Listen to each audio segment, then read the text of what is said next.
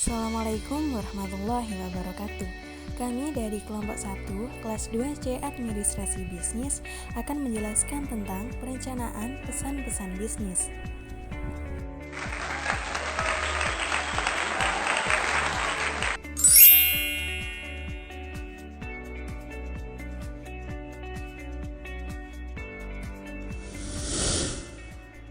Perencanaan pesan merupakan suatu langkah strategis bagi pencapaian tujuan organisasi secara menyeluruh dan merupakan salah satu faktor penentu keberhasilan komunikasi.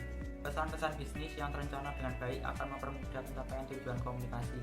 Tujuan dalam perencanaan bisnis harus dievaluasi apakah tujuan realistis, waktu tepat, dan dapat diterima. Tujuan juga harus diuji apakah sesuai dengan kemampuan, ketepatan waktu, orang, dan selaras dengan tujuan organisasi. Dalam ringkasan materi ini akan dibahas proses komposisi, penentuan tujuan, analisis audiens, penentuan ide pokok, dan seleksi saluran, serta media komunikasi. Baik, kita berpindah ke submateri yang kedua, yaitu pentingnya proses komposisi. Penyusunan pesan-pesan di bisnis dapat kita analogikan dengan proses penciptaan lagu seperti yang dilakukan oleh seorang komposer. Begitu halnya dengan proses komposisi untuk pesan-pesan bisnis. Proses komposisi bukan merupakan faktor yang bersifat wajib berarti, sehingga langkah-langkah dalam penyusunan pesan tidak harus mengikuti rumus tertentu yang bersifat matematis, melainkan diperlukan kesesuaian dengan kebutuhan, kondisi, dan situasi komunikasi. Penyusunan pesan-pesan bisnis meliputi 3 tahap. Tahap yang pertama yaitu perencanaan. Dalam fase perencanaan atau planning phase, dipikirkan hal-hal yang cukup mendasar. Perencanaan meliputi maksud dan tujuan komunikasi, audiens yang akan menerima pesan, ide pokok pesan-pesan yang akan disampaikan, dan saluran atau media yang akan digunakan. Tahap yang kedua adalah organisasi. Organisasi dan komposisi erat kaitannya dengan penyusunan atau pengaturan kata-kata, kalimat, dan paragraf. Organisasi dan komposisi mengorganisasikan ide-ide dan dituangkan dalam bentuk draft yang berkaitan dengan komitmen pemikiran yang dimulai dengan berangkai kata, kalimat, paragraf yang sederhana, mudah dipahami, dimengerti, dan dilaksanakan oleh si penerima pesan, serta memilih ilustrasi yang diperlukan untuk mendukung ide pokok bahasanya. Tahap yang ketiga adalah revisi. Revisi merupakan proses perbaikan terhadap maksud dan isi pesan dari sisi substansi pesan yang ingin disampaikan, gaya penulisannya, struktur kalimat yang digunakan, dan bagaimana tingkat pemahamannya, serta memperhatikan penggunaan kata-kata, kalimat, dan paragraf yang telah diekspresikan dengan benar. Jika ternyata belum sesuai, perlu dilakukan pengecekan sekaligus revisi atau perbaikan sebelumnya, sehingga apa yang telah direncanakan sebelumnya dapat dicapai seefektif mungkin. Pesan yang telah disusun dikaji ulang untuk memastikan apakah ide atau gagasan yang diungkapkan sudah memadai. Berbagai kegiatan pada tahap revisi pesan adalah: yang pertama, menyunting pesan; yang kedua, menulis ulang; yang ketiga, memproduksi pesan; dan yang terakhir, mencetak pesan. Tahap pertama dalam merencanakan suatu pesan bisnis adalah memikirkan maksud atau tujuan komunikasi.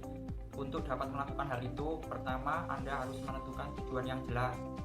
Sesuai tujuan organisasi, pesan bisnis dapat menciptakan nilai tambah bagi perusahaan. Pesan-pesan yang disampaikan kepada pihak lain hendaknya mampu menjaga dan meningkatkan citra perusahaan. Berikut ini tujuan-tujuan komunikasi bisnis, yaitu yang pertama, memberi informasi, informing. Tujuan pertama dalam komunikasi bisnis adalah memberikan informasi yang berkaitan dengan dunia bisnis kepada pihak lain. Yang kedua, membujuk atau persuasi, persuading. Tujuan kedua komunikasi bisnis adalah memberikan persuasi kepada pihak lain agar apa yang disampaikan dapat dipahami dengan baik dan benar. Yang ketiga, melakukan kerjasama atau kolaborasi, collaboration. Tujuan ketiga dalam komunikasi bisnis adalah melakukan kolaborasi atau kerjasama bisnis antara seseorang dengan orang lain melalui jalinan komunikasi bisnis tersebut. Seseorang dapat dengan mudah melakukan kerjasama bisnis baik dengan perusahaan domestik maupun perusahaan asing. Tujuan komunikasi bisnis yang nomor 4 adalah tujuan harus jelas. Penentuan tujuan yang jelas bagi suatu organisasi akan dapat membantu proses pengambilan keputusan yang mencakup antara lain: A. Keputusan untuk meneruskan pesan; B. Keputusan untuk menanggapi audiens; C. Keputusan untuk memusatkan isi pesan. Yang nomor 5, cara menguji tujuan. Untuk menguji tujuan, apakah suatu tujuan yang telah ditetapkan tersebut sudah baik atau belum, perlu pengujian dengan 4 pernyataan berikut, yaitu A. Apakah tujuan tersebut realistik; B. Apakah waktunya tepat? C. Apakah orang yang mengirimkan pesan sudah tepat? D. Apakah tujuannya selaras dengan tujuan organisasi perusahaan? Submateri yang keempat adalah analisis audiens. Analisis terhadap audiens sangat perlu dilakukan.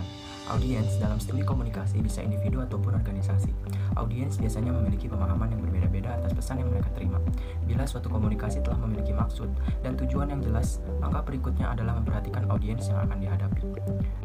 Yang pertama, mengembangkan profil audiens. Analisis terhadap audiens yang sudah dikenal biasanya relatif lebih mudah, dilakukan tanpa harus melalui penelitian yang rumit. Demikian juga, reaksi atas pesan yang akan dikirim kepada orang yang sudah dikenal pada umumnya bisa diperkirakan. Yang kedua, mengenali penerima primer. Apabila penerima terdiri dari beberapa orang, perlu dikenali orang-orang terpenting yang berpengaruh atau bertindak sebagai pengambil keputusan. Yang ketiga, menetapkan jumlah dan komposisi audiens. Jumlah penerima juga mempengaruhi pesan bisnis. Menulis pesan bisnis yang ditujukan hanya kepada satu orang akan berbeda dengan pesan bisnis yang ditujukan kepada banyak orang. Yang keempat, mengukur tingkat pemahaman audiens. Apabila penerima memiliki latar belakang yang sama pengirim, maka pada umumnya mereka dianggap memiliki pemahaman yang relatif sama terhadap suatu pesan. Yang kelima, memperkirakan reaksi penerima. Cara mengorganisasikan pesan sangat tergantung pada reaksi yang diperkirakan akan dilakukan oleh penerima. 6. Memenuhi kebutuhan informasi audiens. Pesan yang baik akan mampu memenuhi semua pertanyaan penerima. Ada 6 pedoman yang perlu diperhatikan agar pesan bisnis mampu memenuhi kebutuhan informasi audiens, yaitu yang pertama, temukan apa yang ingin diketahui audiens. Tidak semua audiens pandai mengungkapkan apa yang ingin diketahuinya. Yang kedua, antisipasi pertanyaan yang tidak diungkapkan. Kemudian yang ketiga, berikan semua informasi yang diperlukan oleh audiens. Kemudian yang keempat, pastikan bahwa informasi yang diberikan akurat. Kemudian yang kelima, tekankan gagasan yang paling menarik bagi audiens. Yang keenam, memuaskan kebutuhan emosional dan praktis pada audiens. Submateri yang kelima yaitu penentuan ide pokok. Setelah menganalisis tujuan dan audiens, selanjutnya adalah menentukan cara mencapai tujuan tersebut. Setiap pesan bisnis mempunyai tema pokok atau main theme, yaitu rumusan pokok pembicaraan atau topik beserta tujuan yang ingin dicapai melalui topik tersebut. Namun, perlu diperhatikan bahwa antara ide pokok dan topik itu merupakan hal yang berbeda. Topik merupakan subjek yang lebih luas, sedangkan ide pokok merupakan pernyataan tentang suatu topik yang menjelaskan isi dan tujuan dari topik tersebut. Cara yang dapat digunakan untuk menentukan ide pokok diantaranya 1. Brainstorming. Brainstorming adalah suatu cara menentukan ide pokok dengan membiarkan pikiran secara leluasa untuk mencari berbagai kemungkinan ide pokok yang mempertimbangkan tujuan, audiensi, dan fakta yang ada. Beberapa teknik yang dapat digunakan yaitu Storyteller's Door, Random List, Conclusion Findings, Recommendation or CTR Worksheet, Journalistic Approach, dan Question and Answer Chain. Yang kedua, petunjuk atasan. Penentuan ide pokok dapat dilakukan dengan meminta petunjuk dari atasan. Hal ini banyak terjadi pada perusahaan dengan sistem senioritas dan desentralisasi. Namun, cara ini dapat menyita waktu manajer hanya untuk pekerjaan yang sebenarnya dapat didesentralisasikan. Cara yang ketiga dalam menentukan ide pokok adalah berdasar kebiasaan. Apabila perusahaan menghadapi situasi yang sama atau relatif sama, maka akan digunakan suatu ide pokok tertentu. Cara ini mempunyai keterbatasan, yaitu hanya untuk yang situasinya sama atau relatif sama saja. Materi ke-6 adalah seleksi saluran dan media komunikasi. Pesan bisnis harus sesuai dengan situasi yang ada. Ide itu dapat disampaikan melalui 2 saluran, yaitu saluran lisan dan tertulis. Pilihan mendasar antara bicara atau menulis tergantung pada tujuan atau maksud pesan, audiens, dan karakteristik. Dari kedua saluran komunikasi tersebut, antara lain 1. Saluran komunikasi lisan.